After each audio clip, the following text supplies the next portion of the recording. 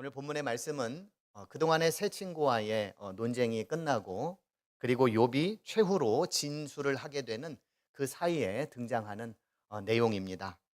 지혜와 명철에 대한 내용인데요. 욥기서를 쭉 읽다가 뜬금없이 이 내용이 왜 이 자리에 나올까 싶은 생각이 드는 대목입니다. 이 말을 욥이 했냐 아니면은 욥의 세 친구들 가운데에 한 사람이 했냐라고 하는 데에는 여러 가지 의견들이 있습니다. 27장 서두를 보시면 욥이 또 풍자하여 이르되라고 시작을 하고 있습니다. 그리고 28장에는 이런 내용이 나오지 않고 29장으로 넘어가게 되면 또 욥이 풍자하여 이르되라고 시작을 합니다. 이런 내용으로 보아 욥이 연속선상에서 이 이야기를 하고 있는 거다라고 주장을 하기도 합니다. 그러나 그동안 욥이 거세게 친구들에게 자신의 무죄를 항변하는 그런 어조와는 조금 다른 어조를 우리가 볼 수 있습니다. 좀 차분하다고 그럴까요? 그래서 욥이 아닐 가능성도 있다라고 생각을 하기도 합니다. 새 친구들은 그동안 주장해 온 내용과는 전혀 이제 맞지 않는 것이기 때문에 친구들의 말은 아닐 것이다라고 판단을 합니다. 그렇다면 누구의 목소리일까요? 어떤 학자는 욥이나 새 친구들의 목소리와는 다른 권위를 가지고 있는 사람의 목소리일 것이다라고 이야기를 합니다. 그러나 누구의 목소리이든지 간에 또 누구의 말이든지 간에 이 본문이 욥기 안에서 왜 이 자리에 하고 있고 어떤 기능을 하고 있는지를 살피는 것이 중요하다라고 강조를 합니다. 지금까지 욥과 새 친구들은 격렬하게 논쟁을 했습니다. 이제 이러한 시점에 있어서 대화의 격렬함을 이제는 잠시 내려놓고 지혜가 무엇인가? 지혜가 무엇인가? 이제 인간의 이 격렬한 논쟁은 이제 잠시 접어두고 지혜는 무엇인가? 라고 하는 것에 대해서 잠시 돌려보자. 잠시 생각해보자. 라고 하는 취지에서 이 본문이 이 안에 들어와 있다라고 생각해 볼 수가 있습니다.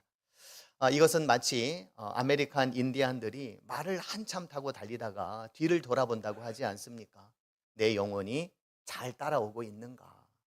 영혼 없이 나만 혼자 앞만 보고 달려간 것은 아닌가라고 하는 차원에서 뒤를 돌아보는 것과 같습니다. 이제 인간의 말, 인간의 논쟁 이제 내려놓고 참 지혜가 무엇인지를 한번 되새겨 보자라고 하는 차원이라는 거죠. 오늘 우리는 12절 말씀부터 읽었습니다만 11절부터 11절까지의 내용을 보시면 인간의 놀라운 기술과 능력에 대해서 일종의 찬가를 하고 있습니다. 1절과 2절을 보면 은이 나는 곳이 있고 금을 재련하는 곳이 있으며 철은 흙에서 캐내고 동은 돌에서 녹여 얻느니라 라고 하였습니다. 인간은 당시 사람이 추구할 수 있는 최고의 보물이라고 할 수 있는 은이나 금이 어디에 있는지는 압니다. 그것을 재련하여 가치 있는 것으로 만들어낼 줄도 압니다. 농기구나 무기 그리고 도구를 만드는 데 쓰이는 철 그리고 여러 도구와 장식품을 만드는 데 사용되어지는 동을 얻는 능력도 가지고 있습니다. 3절에서는 이렇게 말을 합니다. 사람은 어둠을 뚫고 모든 것을 끝까지 탐지하여 어둠과 죽음의 그늘에 있는 광석도 탐지하되 어둠을 뚫고 모든 것을 끝까지 탐지할 수 있는 능력 어둠과 죽음의 그늘에 있는 광석도 탐지할 수 있는 능력 누가 그런 능력을 가지고 있다고요? 사람이, 인간이.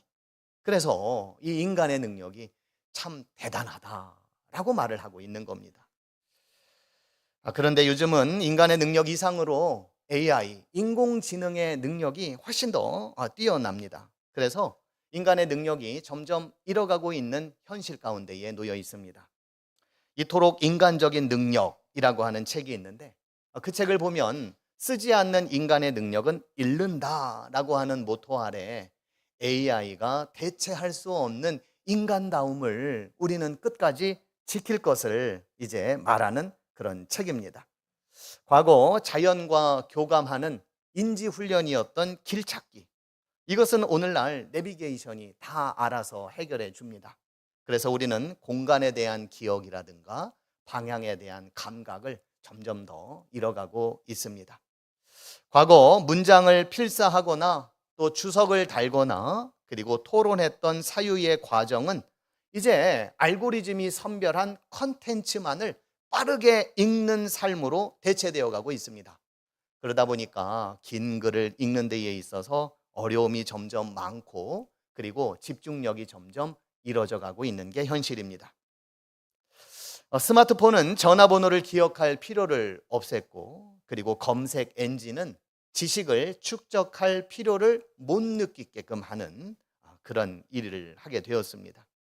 생성형 AI는 글을 쓰는 데 있어서 초안을 작성해 준다거나 또 아이디어 정리까지 대신해 주는 일을 합니다. 그래서 인지적 아웃소싱이다라고 책은 말을 합니다. 그러기에 저자는 인간 고유의 능력을 인간다움을 그래도 끝까지 우리가 유지하기 위해서 몇 가지 실천 사항을 요구를 합니다.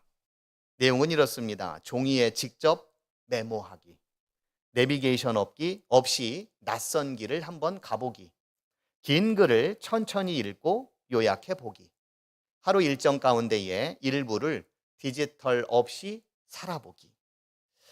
인간의 능력으로 얻은 편리함, 안락함 이런 것들은 축복이기도 합니다. 그러나 인간의 고유한 능력까지도 기계에 다 맡길 때에 인간에게 남는 것은 무엇일까? 우리는 곰곰이 또 생각해 보아야 할 시대입니다. 오늘 본문의 저자 역시도 인간의 대단한 능력, 인간의 기술력 이런 것들을 인정하면서도 우려되는 한 가지 현실에 대해서 언급을 하고 있습니다. 본문 12절이 말합니다. 그러나 지혜는 어디서 얻으며 명철이 있는 곳은 어디인가? 지혜는 어디에서 얻고 명철이 있는 곳은 어디인가? 라고 하는 거예요. 사람은 땅속에 있는 은이나 금의 길은 알지만 지혜의 길은 모른다는 겁니다. 어둠을 뚫고 죽음의 그늘에서 광석은 찾아낼 줄 알지만 지혜를 찾아내지는 못한다는 겁니다. 인간이 태만해서가 아닙니다. 인간은 너무나도 부지런해서 다른 모든 것들은 완벽할 정도로 찾아냈고 발견을 했습니다. 그러나 지혜는 찾을 수가 없습니다. 최선을 다해 찾아도 안 됩니다. 그래서 13절이 이렇게 말을 합니다. 그 길을 사람이 알지 못하나니 사람 사는 땅에서는 찾을 수 없구나. 어찌나 찾을 수 없는지 만약 그 값을 주고 산다면 사람이 어둠과 죽음의 그늘까지 들어가서 얻은 모든 광물을 주고도 얻을 수가 없다라고 본문 15절부터 19절까지는 말씀하고 있습니다. 22절에서는 멸망과 사망도 이르기를 우리가 귀로 그 소문은 들었다 하느니라 라고 말을 하고 있습니다. 그저 소문만 들었을 뿐이다 라고 말한다는 거예요. 깊은 곳보다 더 깊은 곳, 멸망과 사망이 있는 그곳에 가면 지혜를 찾을 수 있을까 하여 가보았더니 그들도 소문만 들었을 뿐이다 라고 하는 겁니다. 땅속도 바다속도 그리고 생명의 귀결지인 죽음의 영역 속에서도 지혜는 소문으로만 들었을 뿐 보지도 알지도 못하는 현실, 인간이 처해 있는 현실을 지금 말하고 있습니다. 고대 근동사회에서 죽음과 스올은 종종 모든 지식의 최종 저장고로 알려져 있습니다. 그러기에 모든 지식을 총동원해도 지혜는 어디에도 없으며 명철이 있는 곳은 어디인지 알 수가 없다. 오늘 욥기의 저자는 그렇게 말하고 있습니다. 그런데 오직 한 분, 그러나 오직 한 분 하나님은 그 길을 아십니다. 본문 23절을 보겠습니다. 하나님이 그 길을 아시며 있는 곳을 아시나니. 하나님이 그 길을 아시며 있는 곳을 아신다. 12절부터 본문은 계속해서 부정어로 이어졌습니다. 찾을 수 없다. 내게 있지 않다. 숨겨졌다. 소문만 들었다. 그러던 것이 23절에서 갑자기 주어를 하나님으로 바꾸면서 긍정문으로 전환이 되었습니다. 하나님이 그 길을 아시며 있는 곳을 아신다. 하나님이 그 길을 아신다. 하나님이 있는 곳을 아신다. 욥의 세 친구들은 내가 안다 였습니다. 내가 안다. 우리가 배워서 안다. 그것이 우리의 전통적인 사고이고 우리가 추구하는 신학이어서 내가 안다. 우리는 앞으로도 그렇게 알고 아는 대로 행동할 것이다. 이것이 세 친구들의 입장이었습니다. 반면에 하나님이 아신다.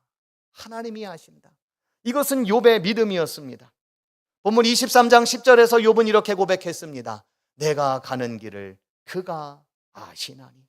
내가 가는 길을 그가 아시나니.